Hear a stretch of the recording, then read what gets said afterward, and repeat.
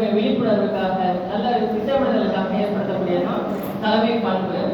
அதுக்கு ஒரு சின்ன எடுத்துக்காட்டு மூலம் நான் சொல்ல விரும்புகிறேன். ஆப்ரஹாம் லிங்கன் அமெரிக்கா ஜனாதிபதியாக இருந்தபோது அவரை அறிஞர்கள் சந்திச்சிருக்காங்க.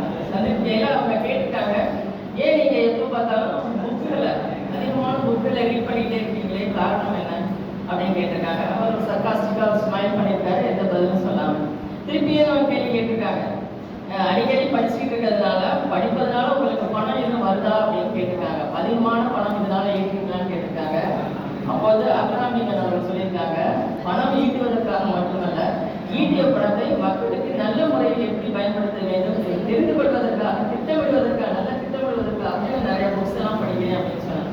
இது ஒரு தலைமை பண்புக்குரிய மிக சுய விழிப்புணர்வு, திட்டமிடுதல் மிக முக்கியமான ஒரு பண்பாக நான் கருதுகிறேன்.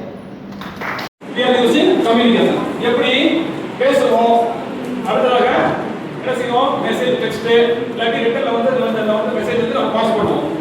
இந்த மாதிரி விஷயங்கள் மூலமாக நம்ம என்ன செய்றோம், கம்யூனிகேஷனை ட்ரான்ஸ்ஃபார்ம் பண்றோம். இப்போ வந்து humans, we are the humans, நம்ம வந்து மெசேஜ் வந்து நம்மளுக்குள்ள பாஸ் பண்ணிக்கிறோம். இப்போ கம்யூனிகேஷன்ல ஒரு முக்கியமான ஒரு விஷயம் என்னன்னா, நம்ம கடவுள்கிட்ட பேசுவோம். சரியா? நம்ம கடவுள்கிட்ட வந்து நம்ம வந்து பேசுறோம். அந்த மெசேஜ் வந்து எப்படி இருக்கும், அமைதியா இருக்கும். மேக்ஸிமம் வந்து நம்ம அமைதியா ப்ரே பண்ணுவோம். அந்த மெசேஜை கடவுள் வந்து காட் வந்து ரெஸ்பாண்ட் பண்ணுவாங்க. எப்படி, யாருக்காவது உங்களுக்கு எதுவும் ஐடியா இருக்கா? அதாவது நம்ம வந்து நம்மளுடைய தாட்ஸை வந்து யார்கிட்ட கேட்போம், காட் கிட்ட கேட்போம். அப்ப அவர் நம்மளுக்கு வந்து ரிப்ளை பண்ணுவார், கடவுள் வந்து ரிப்ளை பண்ணுவார். என்ன ஐடியா? Very good. யாராவது ஒரு நபர் மூலமாகவோ இல்லாட்டி நம்ம படிக்கக்கூடிய வேத நூல்கள், நம்ம படிக்கக்கூடிய ரிலிஜியஸ் புக்ஸ்ல வந்து அதுக்கான ஆன்சர் வந்து இருக்கும்.